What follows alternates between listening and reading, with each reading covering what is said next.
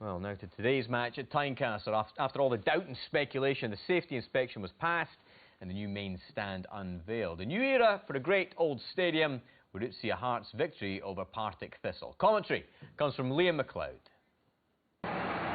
The old place has had a makeover. A safety certificate finally arrived late yesterday evening, and after months of graft, the new £12 million main stand is ready, and it is an impressive sight.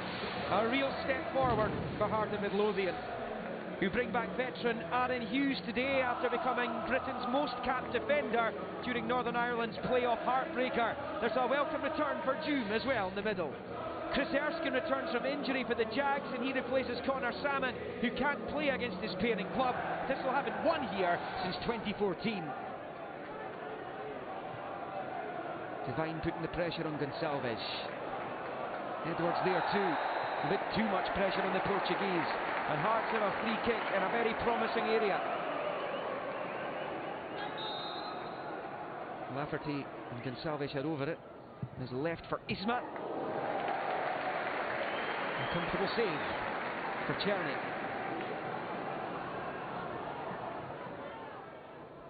There's one Thistle win in the last 8 meetings between these two sides.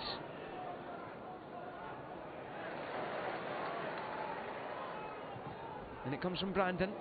Here's Lafferty. Oh, he had his back to goal. It didn't matter, he got the shot away. Perhaps just lost his bearings a bit there, did Lafferty. Who played Northern Ireland's first leg. Aaron Hughes at the back played the second. Clean sheet, but ultimate disappointment in Switzerland.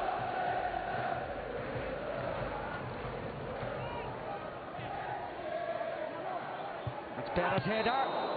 It was off the line, but Andrew Dallas, the referee, wasn't happy with the clambering by Christophe Berra on Adam Barton. A late Andras Struna goal denied Thistle the points in their last visit here at the end of April. Lafferty losing out there. There's a bit of afters too, which is going on out of vision right now. Hearts win it back, and this is Milinkovic. There he goes. It would have been an impression. He has been brought into the starting 11 for Hearts today. It's Gonçalves. Away by Devine. Owen Hughes has lost sight of it, and here goes Miles Storey. Not quite. And Aaron Hughes heaves a big sigh of relief. As Miles Storey has paced the guard. He didn't have the finish to match though. Hughes ball.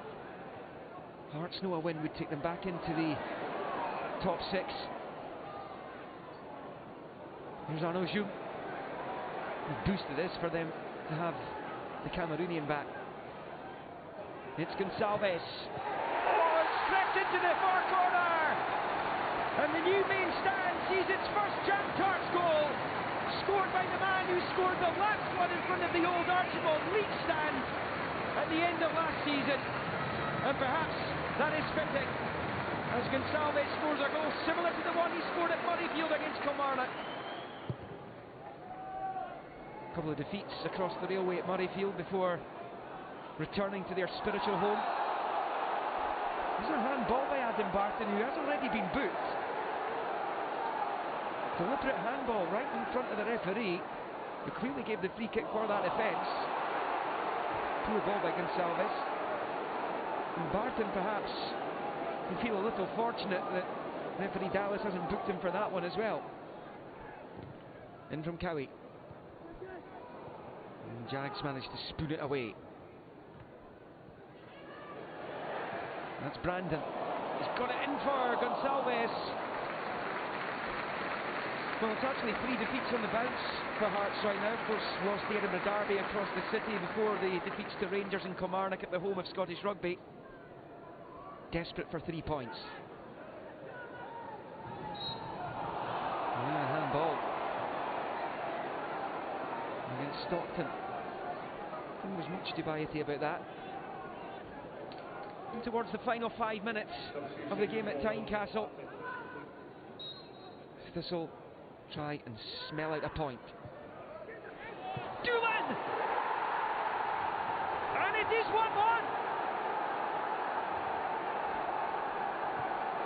And when Partick Thistle really need a goal, it is normally Chris Doolan they turn to, and you can see why. He is so deadly in that kind of position. I'm disappointed. I'd like to have won the match today. I thought we did enough to win it without being brilliant. And then when I get back in afterwards and see that the goal's offside and also it's a handball, then that just makes me feel even more miserable. I thought we'd get another chance. I said that to Chris when we went on. I thought we had the best chance of the first half actually as well with Miles Story.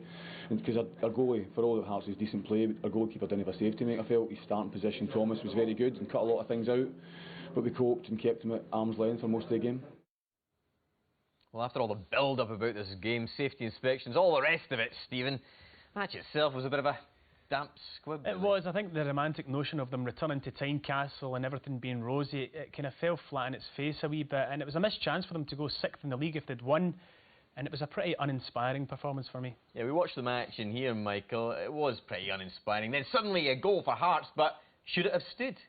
Well, I mean, look, it's a wonderful finish from Isma Gonçalves as he cuts in here, but I think Kyle Lafferty is just slightly offside and he's in front of Tierney. Though, isn't it? It's a very hard call to make. You can understand how the officials don't give it. I mean, totally, because it's so especially tight. The kick clash. But he's in front of Tierney, so the big call is he offside? I think marginally, but completely understandable why it wasn't given. But, you know, that's the last 3 games.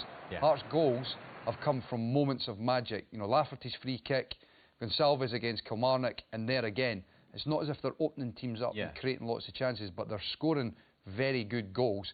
But you can't expect that every week. Yeah, so still an issue with the style of play.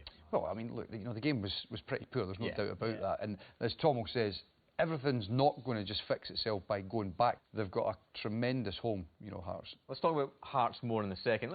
Partick Thistle got the equaliser. Yep. Chris Doolan's goal. What did you make of that? Well, I mean, Hearts are obviously going to feel aggrieved slightly, and you heard Craig Levine there talking about a potential handball. It's difficult to say definitively, you know, what happens because there's so many players blocking it off, but it looks as if it comes off of Devine's elbow. But it's a wonderful finish from. I mean, it just rolls off the back of his arm. If anything, I don't think he knows anything about it. It's not deliberate. If the ball's going to break in the box to anybody, good point for Partick. You want it to break to Chris Doolan.